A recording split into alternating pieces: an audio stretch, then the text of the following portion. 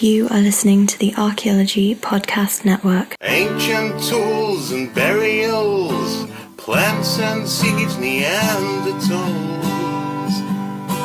All these things we make no apology are the study of archaeology. But we don't do dinosaurs, no we don't do dinosaurs. Hello and welcome to the Archaeological Fantasies Podcast, episode 41. I'm Jeb Card, and with my co-host Sarah, today we're going to talk to Dr. April Besaw about why archaeology is ghost hunting and ghost hunting is archaeology. Get ready to think critically. You will see are a staple of archaeology.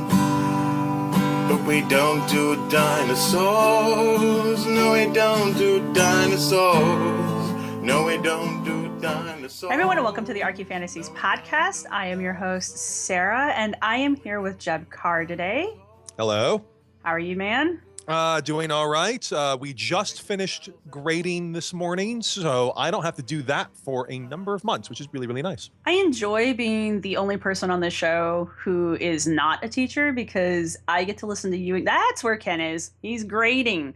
I get to listen to the two of you like drop off the face of the planet and grade stuff, and then I don't have to worry about it. Yeah, no, this gets a little frantic. My students get really frantic, and then I get frantic immediately afterwards because I have 120 or so this semester, and I have to grade all the things. Well, today, Jeb, we have a special guest and a really cool topic. At least I think it is, and that's all that really matters in the world. So, Jeb, would you like to introduce our very special guest? Yeah, today we have Dr. April Besaw. I met April when she was doing her doctoral work at Binghamton University. She does archaeology in the eastern United States. And right now she is an assistant professor at Vassar College. And we may talk about a couple of different things, but I know definitely one of the things we're going to talk about is her work with archaeology is ghost hunting and ghost hunting is archaeology. And this is the topic of a chapter she's got in this book we've got coming out, edited by myself and David Anderson from University of Alabama Press, Lost City Found Pyramid. And I am not plugging this thing. You're pimping your book, Jeb. It's okay. No, I'm not. Really you are. Not. It's all right. I'm the world's worst capitalist. Anyway, hi April, how you doing? Hello, I'm doing good. Excellent. And so are you ready to talk about why archaeology is like ghost hunting, or do you want to hit it up with something else first? Or I think we're ready to jump in because that's what people are wondering about, right?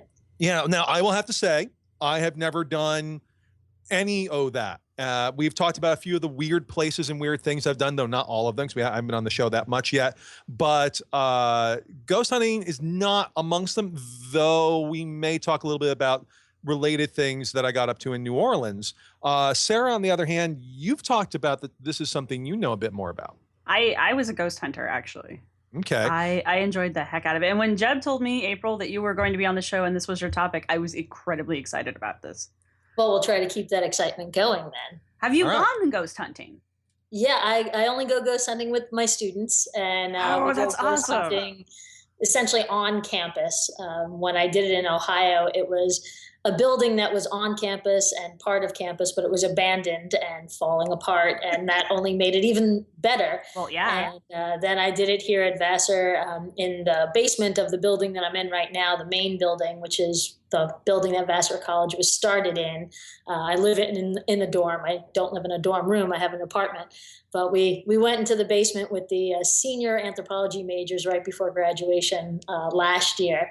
And I've been on sabbatical this semester, so they haven't gotten to corner me to have me take them ghost hunting here this semester. Okay, so pretend like I'm one of your students and we are going to go on a ghost hunt. What do you do to prepare your students for this ghost hunt? Well, they have to do some of the prep work for me. Otherwise, everybody just wants to go, and then I have to do a huge amount of work. But we have to know a little bit about where we're going, when it was constructed, what's gone on in there, that sort of thing. And I have one of the ghost hunting books from ghosthunters.com, Ghost Hunting 101. Nice. And I make them read the chapters about the theory and the equipment, just like we were going to do in archaeological excavation. They have to be prepared and understand what we're going to do, where we're going to do it. We have to have proper safety for whatever place we're going in. When we did the basement here, they made us wear hard hats because the ceiling is actually very low in the basement down there. Did you have to wear awful orange vests? No. Well, since we're in the dark, nobody could see that we're wearing orange if we are wearing orange. We always do it in the dark. And for whatever reason, of the 3 times I've gone ghost hunting with students, every single time it's been thunderstorming, but that was not my plan. That's pretty awesome, though. I'm pretty sure that means you may be a wizard.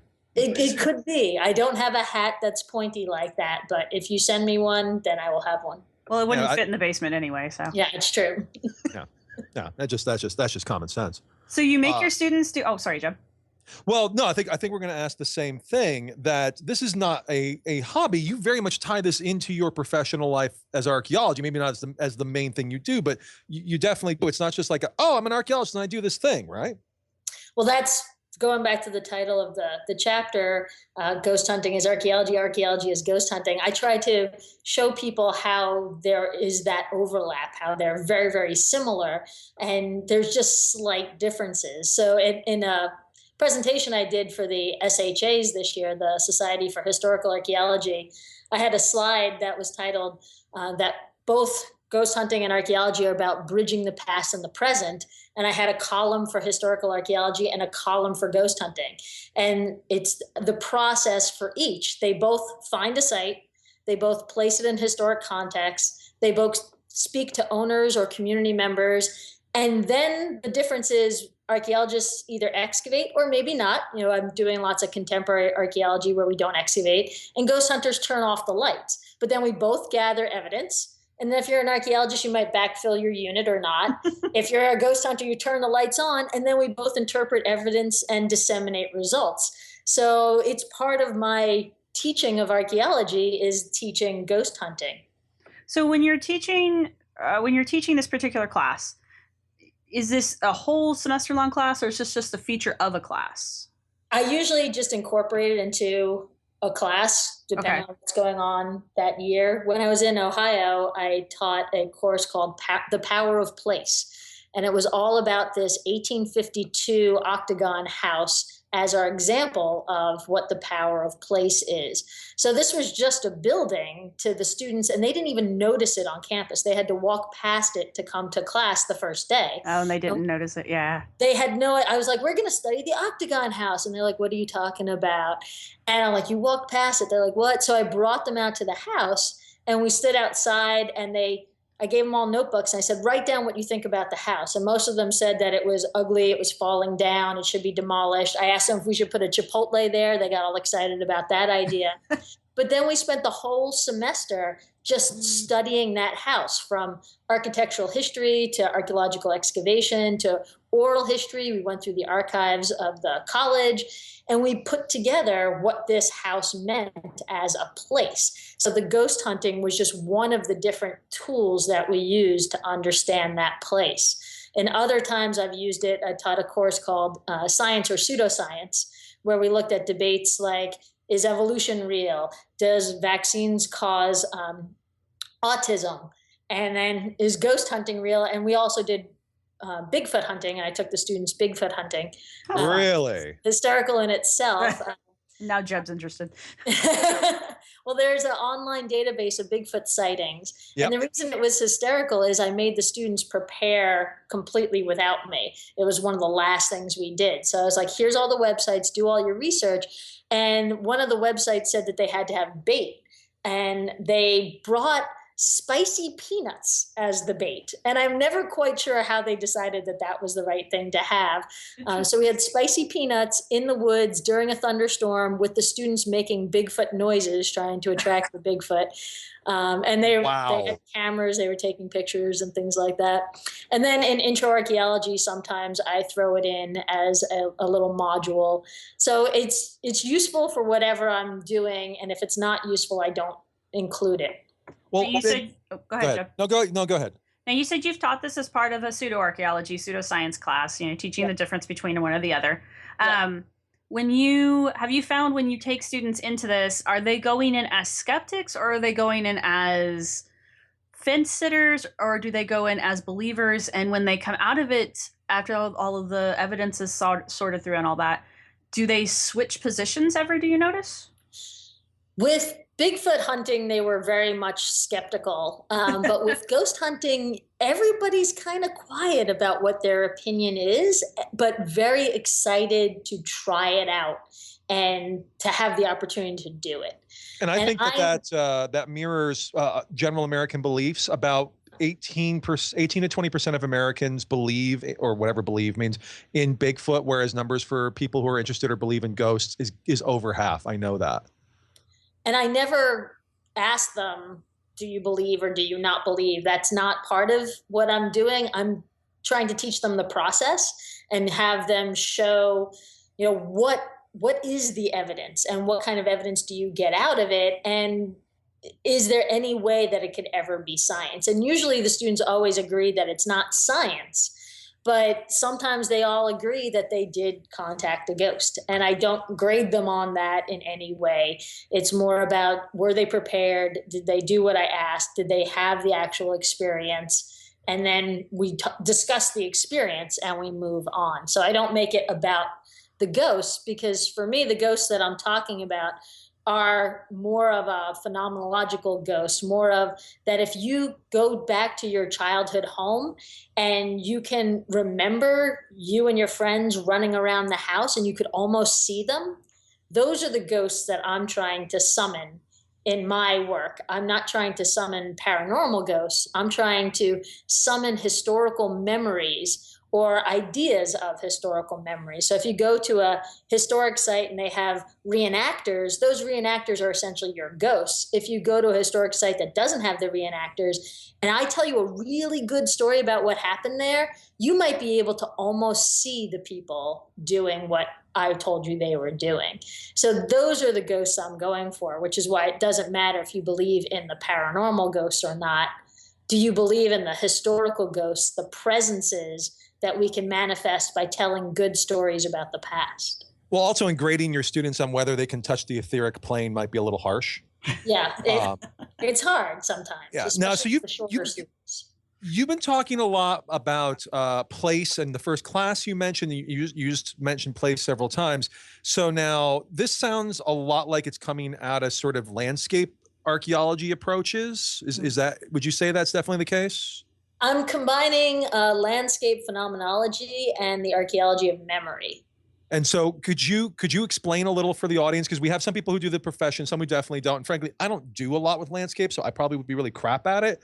What sort of landscape archaeology entails, or what's sort of the idea behind that phrase? So when you're at a site, you could look at what is in the one excavation unit. You could talk about your little activity area. Maybe this was a kitchen area. Or you could look more broadly about why things are where they are with respect to how the whole entire landscape was laid out. So it could be that you have, if it's like a plantation, you might have the residence, you might have a kitchen house, you might have the fields. All of these together might then link into the house was positioned because of where it was in reference to mountains, could be where it was in reference to water flow. So you start looking at the entire landscape. And some people who do landscape studies see that the same landscape is inhabited over and over again from generation to generation. And sometimes there are different cultures that are coming into the same place, even though the places adjacent to it aren't being occupied with any regularity. So some places have their own sense of what makes them special. It could be a waterfall, it could be something like that that makes it special. So archaeologists started looking at how people experience these places that make them special places. So it could be that your ancestors used to live there is what made it special to you versus somebody else who's moving into your town.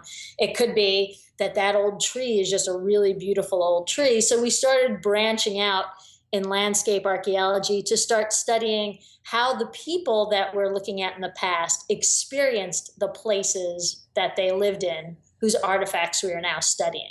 Well, I think that's the fascinating thing is that even though landscape is technically about non-human, attributes, non-human materials, landscape, much of it is actually about creating a more human touch versus oh, look, I found a pit full of things I dissected, and now I'm going to categorize them like butterflies. And I think that's sometimes the critique that comes of, more traditional excavation and whatnot.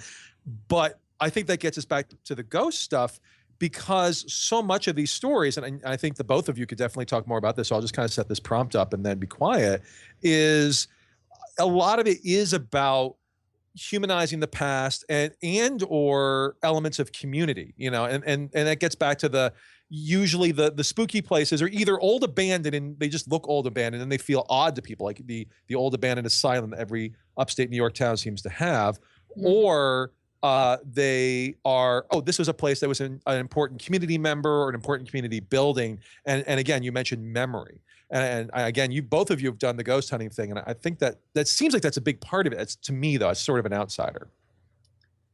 Yeah, if you don't have a sense of why that place is special, you're never going to find a ghost there. Do you agree, Sarah? I do, actually. When I was ghost hunting, that was pretty much my role in the group. I was the local skeptic, but the other thing I did for them was I did all of their back research for them about the area and the houses specifically that we would go to. And that was so that we knew the history of the place that we were walking into.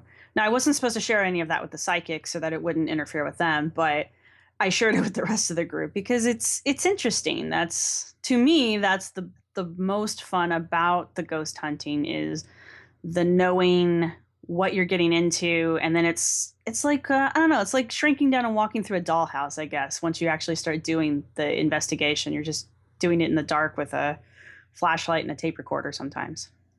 And if you don't know that backstory, if you see a shadow or hear a noise, you have no context to interpret it within. Exactly. I So mean, that backstory makes these ghost hunting shows basically site tours from historical sites. So if you turn the lights on, you've got an architectural history show. You turn the lights off, it's a ghost hunting show. It's a ghost hunt. And that's why a lot of the shows that you see on television they're still on the air, and some of them are still really, really popular, but they always start off with some kind of like catchy montage of crappily exposed pictures and a story about where they're going to be. They're developing that sense of place before they take the audience into that space and start screaming at each other over their cameras. Well, they have to be crappily developed. I mean, we know all cryptids are naturally blurry, so of course all ghost locations are very poorly developed and have like that exposure. I say they're crappily developed, but yet at the same time, I'm one of those people that uses all of the filters on Instagram. I love that rubbed look on photos. So when they do that on television shows, I actually really like the pictures. Mine, I've never done any of that. I'm an Instagram fanatic, but yeah. You guys mentioned a dollhouse, and I can see absolutely that thing. April, a number of the things you've looked at, almost when I think of a ghost house, if I think of a haunted house, think of a ghost story. Another word, and of course, I've kind of hit this dead horse repeatedly with a tire iron earlier in the show, but not this show, but in the run of the series. Screams Victorian. Is that generally the case with this stuff? I don't think it has to be. No. It could, as long as there's a story there. Yeah. And specifically a story that has a universal theme of lost love or unexpected death or something like that. That's all you need, is something that the people can hook into, and they'll start seeing things in whatever way you want to perceive that as. Well, they feel connected. Let's go to break real quick, and when we come back, we'll pick up on that concept of the universal story creating the ghost. Yeah, and I have something else I want to sort of ask about in terms of sort of how old haunted houses can be. So.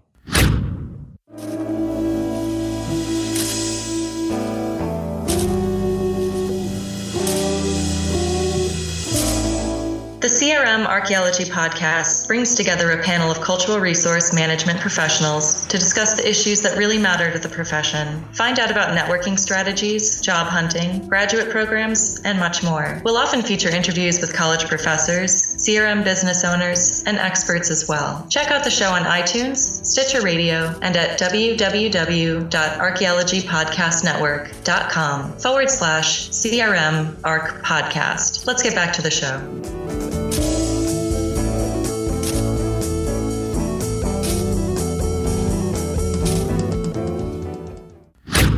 And we are back, and we're still here with April Besaw, and we are still talking about archaeology and ghost hunting, or ghost hunting as archaeology, which I, again, am incredibly excited about this whole topic.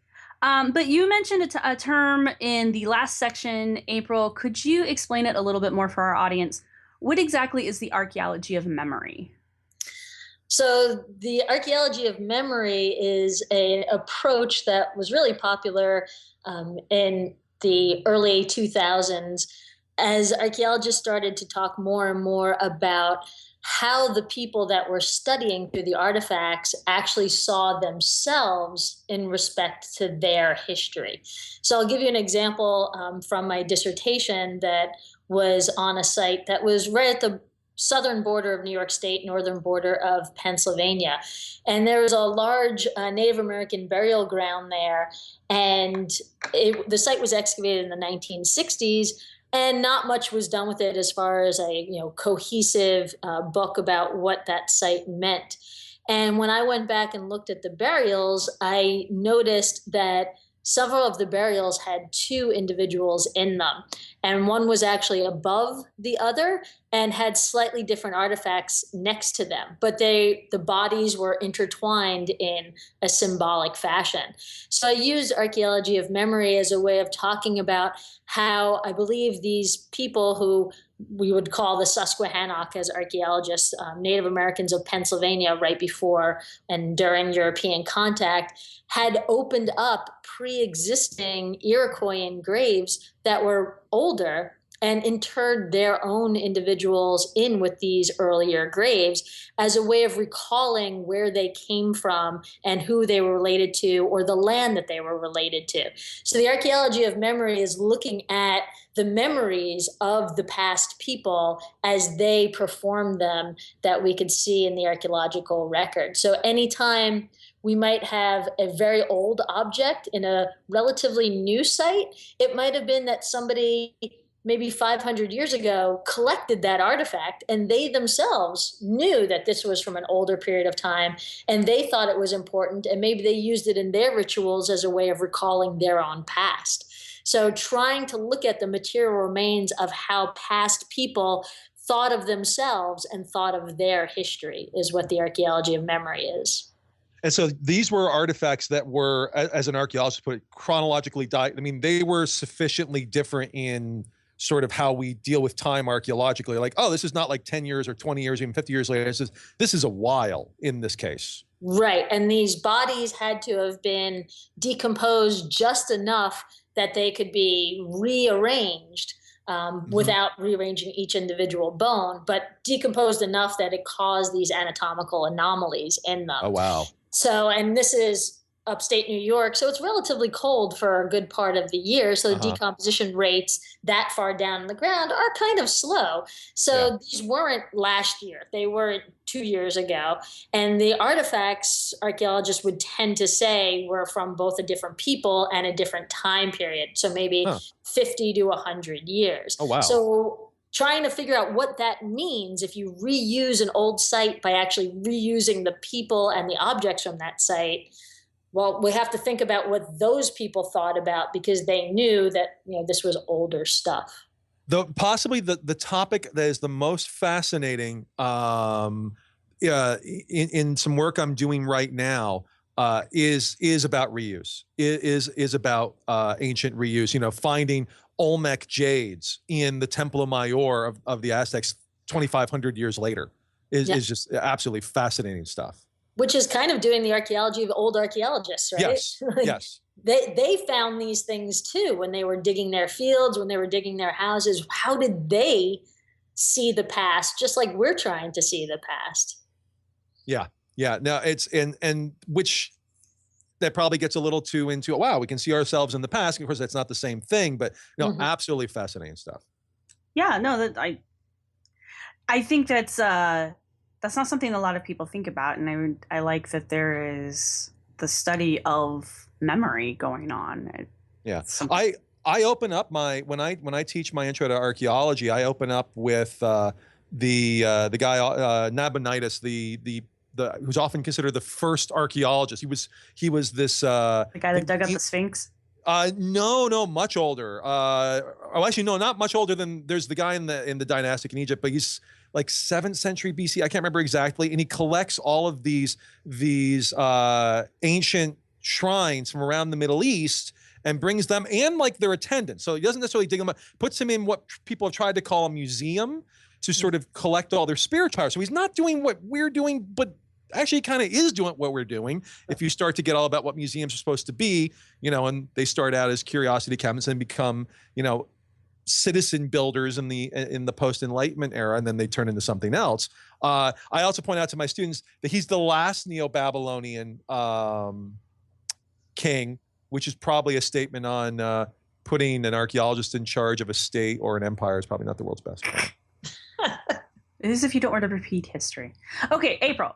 So one of the things we were talking about before we went to break was using the story of a place to help conjure the ghost. And you're using, the reason I had you repeat what archaeology and memory was, is you're using the concept of a ghost to be the memory of, or the memories of, a place. Yeah, there was an article in 1997 by Michael Mayerfield Bell called The Ghosts of Place. And he's really a sociology folklore guy. It was published in a journal called Theory and Society, which isn't something that archaeologists really read often. But it is a very fascinating read. And he has a section in there that talks about what he thinks of as ghosts. And he says, who has not experienced that flood of images of people long gone or people when they were younger while revisiting an old haunt?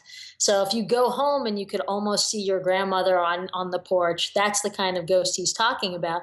But he also has very interesting commentary in there about how, like, if you were to move into a new house, you immediately change everything in there to make it your house. Right. And in that way, you're expunging the ghosts so that you're not living in somebody else's house, you're living in your own.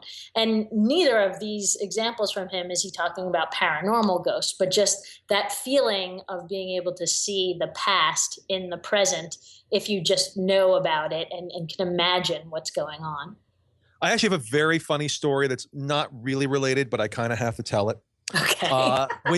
You mentioned that we remake our houses, and some of us do that more than others. I do it less, but there was a friend of mine in New Orleans. She moved into a small little apartment in the sort of the edge of the Garden District, and she moves in on the first day, and she's got this tiny little cubbyhole apartment, and the bed area is this tiny little cubbyhole, and she calls me freaking out like sometime in the later evening after it's gotten dark. And what it all transpired is she had turned the lights off, and literally at the end of her bed on the wall was a 3.5 foot wide, massive devil face leering down at her, as such things do.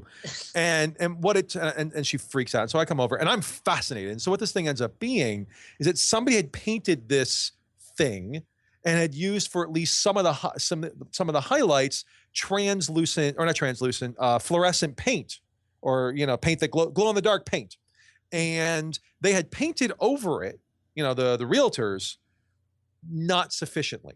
But they didn't get the translucent, the glow in the dark paint. Well, they covered it, but it was just with a light coat of paint, so you didn't see it. I mean, once you knew it was there, you could sort of see it if you looked at it in the right way, but you would never have really looked at this unless you're like crazy obsessive. So I might have seen it, but she turns the light out, and of course this thing's been sucking up light for 6 hours, and this thing just boom is on the wall, and I'm like, this is now my favorite place ever. And that's so a neat trick, though. Oh, I know, it was amazing, and we everybody do this to somebody you don't like. I ended up forcing the whole, like, let's do time-lapse photography. Let's do like a really long, not time-lapse, but a really long exposure and get a picture of it, which I probably have knocking around somewhere. But yeah, that's why you make these places your own, so you don't have creepy devil faces layering down. Exactly. Every place is creepy until it's your own place. So that's the ghosts in Micro Mayerfield Bell's Ghosts of Place. So, April, Yes. we have to talk about actual ghost hunting, and have you ever gone out with a group? Do you have a ghost hunting troupe that you run around with? It's just students that I go out with, so I'm usually the ringleader in it. There are literally thousands of these groups, and we're going to have a guest on who's going to probably talk about this a little, and she looked at over 1,000 groups, and that was not comprehensive. Oh no, there's almost every area has at least one, depending on how big the city is. Like Indianapolis had 2 large groups and several very small groups that were very like neighborhood specific. But have you ever gone out with a group of? Are we sure they're not just really nerdy street gangs? Actually, funny story. I have not gone out with nerdy street gangs or with an official ghost hunting group. How's that? Well, then you just haven't lived, April. Part of it is that my colleges are very supportive of this as long as it's academic. And the insurance liability of having off-campus people come in to campus building is just enough that they wouldn't let me do it on campus with these groups. And I've been contacted by groups who wanted me to get them on campus. So the fact that I can't do that automatically sets up a little bit of a negative relationship there. But I haven't yet. You know, if I met the right group, I would. I'm always a little cautious to make sure that, you know, everything is to the point where I'm an academic and I'm doing this as research, and I don't want anybody to use my name or my affiliation as a way of giving them some sort of credence that I might not want to give them. Oh yeah, I mean that's good. There's never any way to prevent that other than just being like, no, I can't help you. But yeah, once you start working with them. You just, I mean, be careful. I mean, yeah, you can't ever prevent it. But the one I love is there was a alien abduction conference in the early 1990s. They rented space at MIT, which of course turned it into the MIT Conference on Alien Abduction. Mm-hmm. Right. See, and I don't think colleges should be afraid to do that kind of stuff. It's not a I don't feel like it's a statement on the college, even though they know that they do. But I think being open, see, this is my thing. I think being open to the public, even on pseudo-archaeology terms, is well. The college wasn't doing beneficial. it though. The college wasn't doing it though. It would literally be like the equivalent of, you know, name your favorite pseudo-archaeologist, giving all their stuff, and it's at your school, and then it becomes your school's thing. Now, if they were like, oh, we're going to have sociologists, folklorists, anthropologists, historians, etc. Yeah, I think these stuff should be engaged with, and that's again, I think that gets back to being careful and engaged, frankly. So April, I'm assuming when the different groups contact you, they want to look at specific areas. What areas are they usually looking at, and have you gone with your students to investigate any of those areas? It was mostly in Ohio. My ghost hunting was on the website and in the school paper, and they had read that, and they wanted me to give them access to the places that I had already been. Gotcha. And they pretty much said that they know what they're doing better than I do.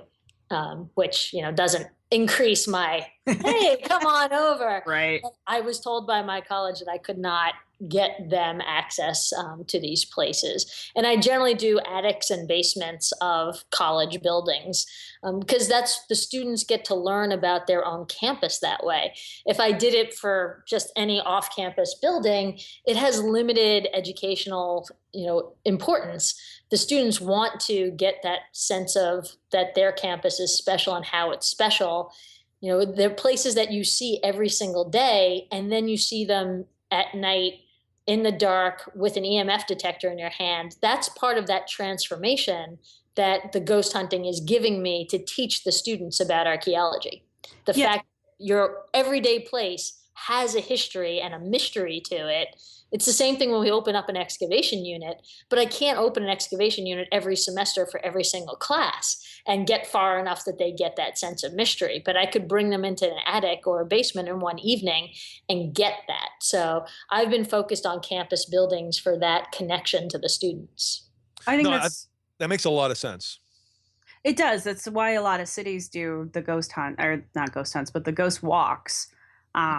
And I used to give a tour myself. It was a skeptical ghost tour, but it's the same principle. We go around to some of the oldest buildings in Indianapolis and talk about the different ghost stories of that building. We weren't looking specifically for the ghosts, but I don't know. Taking a bunch of skeptics ghost hunting might actually be really fun. Oh yeah, I actually gave one. So the last year I was at Tulane in New Orleans, I created one time. And by the way, all the and no offense to anybody, all the semi-employed goth drama majors who were doing the various ghost tours in New Orleans in the French Quarter, they looked very cross at me because I was clearly, they thought I was some like competition they had not seen before. One had a very large and menacing walking staff, but I did a haunted and hidden history of New Orleans tour. It was a lot of fun. And it was also really interesting to see which of the grad students were not entirely aware of exactly how much of their education had been paid for in some capacity by the United Fruit Company and its various literal ties to like the concept of banana republics and CIA overthrow in Guatemala and so on and so forth, which was interesting. We also tried to replicate, there's that bit, as much as the history may be a little wonky, the movie, one of my favorite bits is in the movie JFK, the Oliver Stone movie, where they walk around like, oh, there's FBI, there's CIA, there's state, there's that. And we tried to find that spot. And also the fact that in the movie, they make a big deal about how Oswald's office was on the other side of Guy Bannister, another supposed part in in Garrison's big, huge conspiracy, which was wonky. That's now a federal building, which I only realized when we got there, which I thought was hilarious, that the building had been torn down and was now behind bars as part of a federal compound. So, but no, that can be a lot of fun if you're, in fact, what we would do is we would hear the other ghost tours and they'd be talking about the little Laurie house and all of that in New Orleans. About, okay, that part's not true. It's made up in the 1930s. There's nothing in the 1800s about any. Oh God, he's got a stick. All right, everybody be quiet. So yes. You got to watch out for the Vadum down there too. Yeah. Oh yeah. Yeah.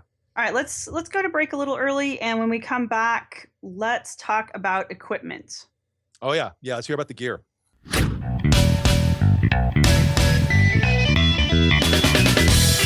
Women in Archaeology is a show about archaeology by the women of archaeology. An alternating panel of women archaeologists discuss the issues in archaeology that impact professionals and the public every day. Check out Women in Archaeology for a different perspective on the past today at www.archaeologypodcastnetwork.com/WIA. Now let's get back to the show.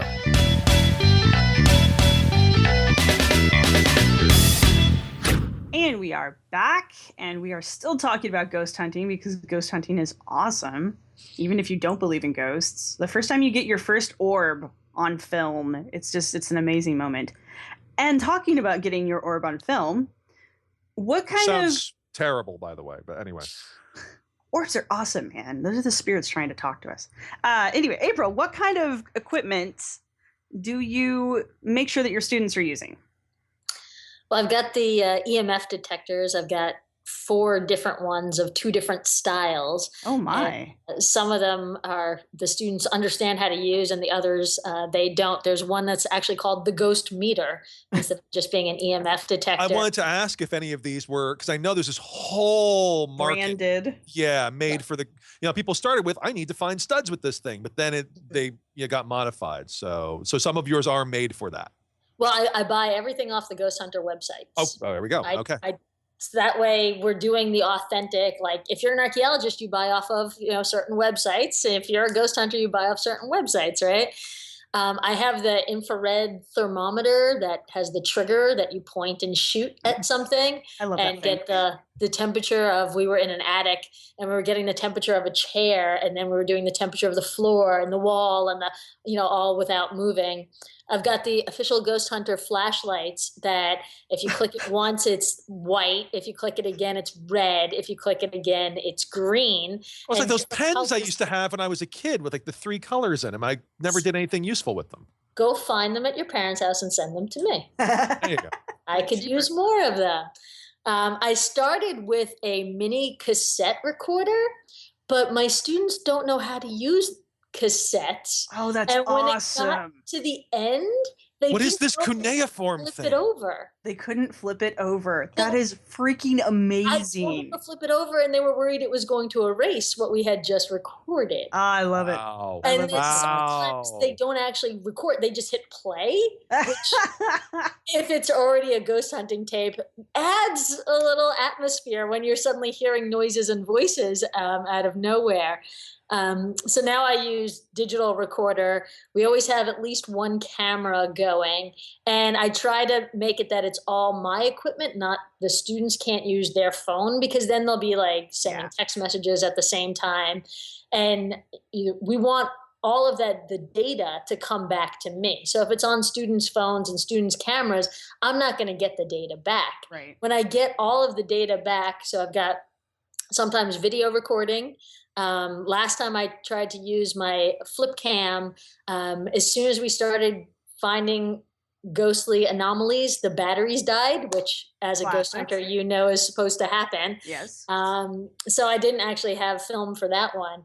But then I put all of the evidence together and I make a little YouTube video of the highlights, just like they do on the TV shows. Oh, wow. Oh my God, that's amazing. So if it's not my equipment, I can't do that. So those are the basic things: audio recorder, video recorder, one or more cameras, EMF detectors, and infrared thermometers are the equipment I use. And every student who's with me, which is usually 3, no more than 4 students with me, otherwise it just gets too noisy. Every student who's with me has to have a piece of equipment, and they are responsible for that equipment and the data that goes on that. So everybody has a job to do. Nobody's just a tourist wandering around. So, April, I have to ask you. Now, it sounds like that you've converted to digital out of necessity, but in the whole, there was a giant debate in the ghost hunting community when digital recorders started becoming a thing. And there were a lot of people that said that the digital recorders were not as good at recording ghost sounds, or EMPs, because they were digital, basically, because you didn't get the static. Better. Well, to be fair to them, there's the whole stone tape concept, the whole electromagnetic recording of, what is it? And also digital things tend to have an internal battery. And when the internal batteries go, the device is usually dead. Like what happened with the flip cam. Yeah, flip cam is dead now. I can't use it anymore. Exactly. And it's you can't charge it either because it's an internal battery. So it's not like with the tape recorder where you can just pop the batteries out and slap new ones in, or carry a spare battery around with you. So you yourself, if you had the option, would you be analog or would you be digital? I like to do what they're doing on the shows, because my students have generally seen at least one, and they're not using the cassette tapes on the TV shows anymore either. Huh. So that has kept me from being. I don't want to have to give a lecture on what a cassette tape is, but now that vinyl records are back in, maybe cassette tapes will come back. But you're not yelling at demons like they do on these TV shows now. Well, we do EVP sessions. But the whole premise that you can't hear it when you're there and that the tape recorder is taping it doesn't really add that much to the ghost hunt. Right. Well, I was going to ask, how do you do your EVP sessions? We mostly have one person with the video recorder, one person with the EMF detector, and one person with the tape recorder. And those 3 people, it's usually 3 people and me, are asking questions and things, and they're mostly looking at the EMF detector to see if the lights change. Gotcha. Or if it's the ghost meter to see if the meter moves up and down and it actually makes an alarm, and beep, beep, beep, beep, beep, if it's detecting a ghost. So they're focused on that, and they're just holding the tape recorder. And then later when I get all of the data, I play it back, the tape recorder, and add that to the video or whatever I'm putting together. So it's not as important for the actual hunt, but the holding of it and the potential that you're recording something that you can't hear is important to keep that aspect still alive. But you don't get that immediate feedback that you do with the EMF detector. Yeah. Well, and that potential thing you mentioned kind of leads me to something. So I'm going to be the jerk face skeptic now, and I mean more. And some people might be like, okay, this is what's going on here? Do you, not even asking whether you believe it, but somebody might go, well, look, none of this equipment's made to do this. There's no evidence of it. And even in some very famous ghost cases, it's become very clear that the stories that emerge later have nothing to do with any like historically documented events that are there earlier. But when you talked about presence and position and sort of anticipation, sorry, I think that gets to some of what you're also kind of like you said, you're not necessarily grading your students who are doing this work on whether or not they come up with a bucket full of ectoplasm, which again in finals we can go somewhere else, but you have another element of what the gear and sort of the concept of investigation is kind of giving you here.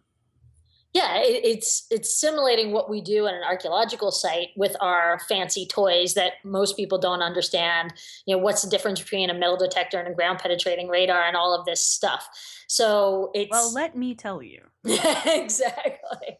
It's that people who do investigations have equipment, and what is the equipment giving you? What is each technique giving you? And the fact that you have to understand that story behind it and understand the equipment in order to get results. So if you're somebody who's just going to be digging up your backyard with a backhoe, it's just as bad as trying to ghost hunt without the equipment, without the story. So it's about the process and about understanding what is missing. So sometimes I take the students ghost hunting and I don't give them any story or any back information, and they're bored. You have to understand what you're looking for and what the research questions are in order to be engaged. And that's what we have to do more with our archaeological sites. Instead of just being like, look, here's George Washington's boyhood home. Who cares? It's George Washington's boyhood home. You have to give them something that they're looking for, some question that they're going to be answering by touring the house or by joining an excavation there. To just dig in the dirt for a lot of people isn't very exciting. They have to be able to find something and be able to put that in their knowledge base. And it's the same thing with ghost hunting. I've been on some really boring ghost hunts, and we usually just move into a different room, and then sometimes something will happen. We had a great thing happen in the basement here in Maine. The students were all doing this EVP session, and they had all the equipment. I didn't even have a flashlight. I was just recording them. And I told them to be quiet, and they were like, what's going on? I'm like, do you hear that scratching noise? And they immediately think that I'm setting them up. I'm like, look, I'm right here. I'm right next to you. That scratching noise is coming from the corner. And they started huddling closer and closer and closer together because the noise got louder and louder and louder. And it was clear I wasn't doing anything, but the EMF detector had been going crazy at that same exact point. So we were sure we were all going to be like taken into hell or something like that.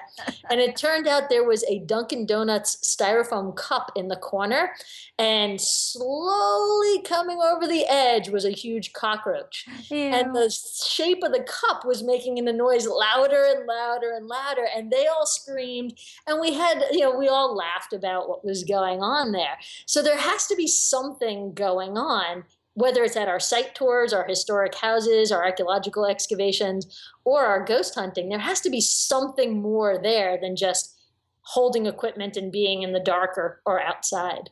Well, and that's why places like Conner Prairie and Indianapolis, Indianapolis has had a better time of reaching out to the community and the public, because they've started doing what they call living history. And I mean, they've always been a quote unquote living history. Well, you got the blacksmith and he's smithing, and you've got the lady who's putting up the laundry and cutting herbs in the backyard. But recently recently I mean like in the last 10 years, they've started doing these things where they'll take people on a freedom run where you, regardless of who you are, you show up for this. It starts in the middle of the night and you are a runaway slave. And you have to sign a waiver and everything because it can be a very emotional experience. And according to everyone who does it, they don't pull too many punches with the whole language that they use and the way that they reenact the whole experience of running away as a slave. But that simple thing has like exponentially increased their attendance. Those things sell out every freaking year. And that's because people are interested in the history, but they want to participate in the history as well. And it sounds like that's what you're using ghost hunting to do.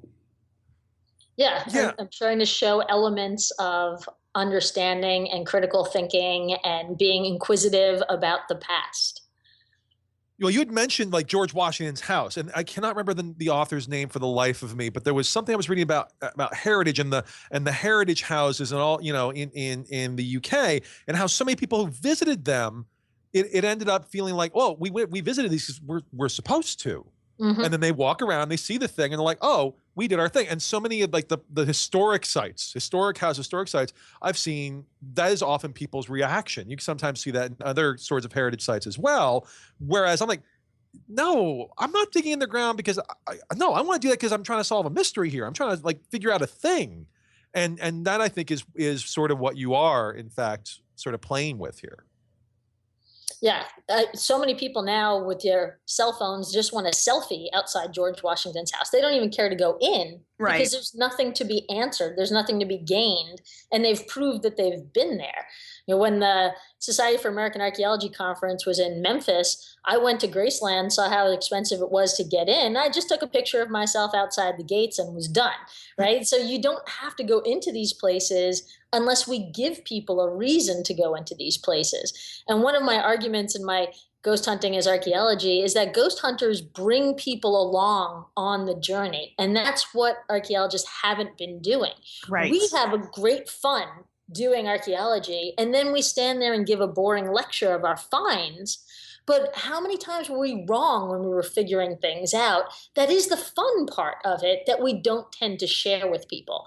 And ghost hunters do it better than us, that they share when they get scared and then they show that it was actually a dog or a rat or something like that. We don't share that when we thought that this was something important and it didn't turn out to be. So all they see is these overeducated people telling these boring stories. Whereas if we all were to learn something from ghost hunting, it would be that people want to come with us, whether they're doing that sitting on their couch or whether they're doing it at the site. And they don't want to just move dirt. They want to understand, like, why are we here? What does this mean? And it's hard to teach them enough for a field excavation in a day or one of those family fun days for them to really get any meaning out of that. I was working for a local history museum, and we had one of those family excavation days, and I was screening with this mother and her daughter, and I was telling them about all the research I was doing on the food that they had been eating at this colonial tavern, and I noticed she was putting something in her pocket. She had been collecting pig teeth the whole time we were screening and shoving them in her pocket. And I confronted her. I'm like, what are you doing? She's like, oh, these aren't artifacts. They're just pig teeth. And I'm like, what are you going to do with those? She's like, I'm just going to take them home so I have a souvenir. Even though I was telling her about my research, she wasn't making that connection that she was actually stealing the data that I needed from my research. So we need some other way of making them understand what we're doing and how we're doing it that shows that fun aspect, that shows that science aspect, that shows that you need knowledge of the past all at the same time without being boring. Well, that's to be a devil's advocate here to your position what you're trying to do. I think that would be my argument is, if we're just playing like the detective, if we're just playing like the mystery investigator, but we're also caretakers. We have to be, because these are non-renewable resources. They're often fragile. And then there's the third sort of thing that separates us. As you said, you can't teach them in one day. It's like, oh, look, I need to go to school. How long to look at fish ear bones, to look at climate? What? Yeah, but they don't want to look at fish ear bones. That's the thing. Well, that's what so many of our episodes are about, is the fact that they only want to look at like carved monuments to tell them the Phoenicians were here. Right, but they're not. But it's not even that. They're not just. They don't want to just look at the carved stuff and the big shit. I mean, that stuff. Sorry, I swear a lot. By the way, April. Sorry. There's the reason why all of that big stuff is so imaginatively drawing to people is because I just figured this out today as I was reviewing another episode of that wonderful show that I hate. The reason people do the pseudo-archaeology and the reason why people can get big names in it is because the words that they use, they don't say, we're digging a unit over here because we found this on our radar, blah, blah, blah, blah, blah, blah, blah, blah. And that's all they hear. It's like the Peanuts parents. Mm-hmm. What they say is, I have a puzzle and here are these pieces. They literally will say these words. There is a puzzle and I have all the pieces. I have to figure out how they fit together. Now, you and I immediately go, that is a bad statement because you're going into it with an assumption of being able to find blah, blah, blah, blah, blah. People don't give a shit about that. What they hear is, here is a puzzle. Here are the pieces. Figure out how they go together. And that's what we do as human beings. Our brains are wired to do that. So when you present that, and I think ghost hunting does present that the way that April's saying is, she says, here is the backstory. Here are the cool gizmos and gadgets that you're going to go collect stuff with. And when we have all this stuff collected, we're going to put it all together. And there's either a ghost trying to talk to us or there's not, and it's the excitement of figuring out how to put the puzzle together. Oh yeah, I mean, I very much feel that. I mean, what you're describing, I mean, not exactly, what Mr. W or whoever you're talking about is saying specifically, but oh my God, I'm looking at these little clues and I'm going to figure out something. What, not necessarily this particular thing, or maybe I won't. Maybe it'll end up being all chaotic and messy, but that's fine.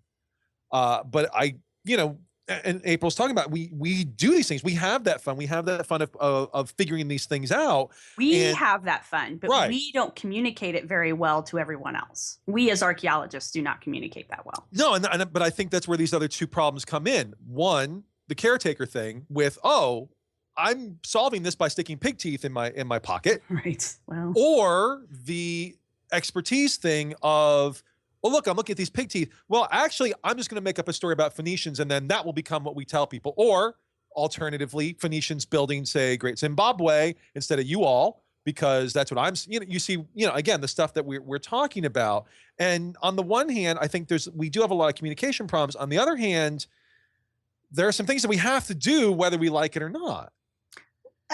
No, I agree with you on that. And April, I want to give you the chance to have the last word here because we're running out of time, and I want to make sure that you have a chance to talk. Well, in response to the preservation thing, every place I take students ghost hunting or just tell them the ghost stories of that place, they feel so connected to that place after.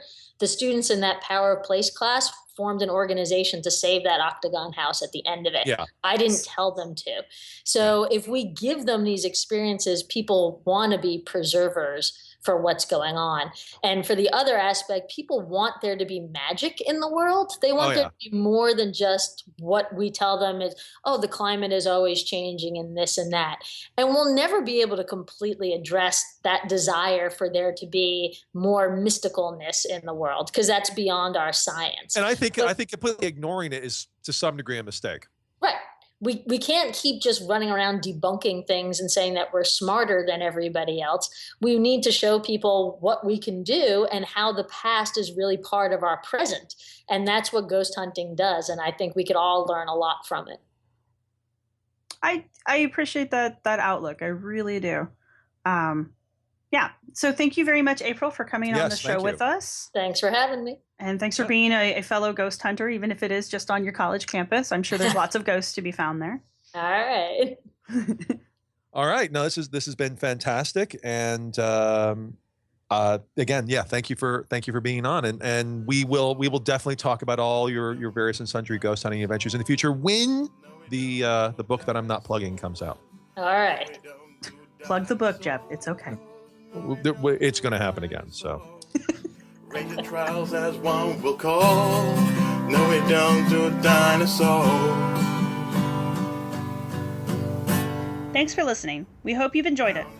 Our music was provided by Archaeosuit Productions. If you like what you've heard, please subscribe and rate us on iTunes or Stitcher and share us wherever you use social media. You can contact us with your questions, comments, or angry email at archifantasies@gmail.com. You can follow the podcast at www.archaeologypodcastnetwork.com/archifantasies.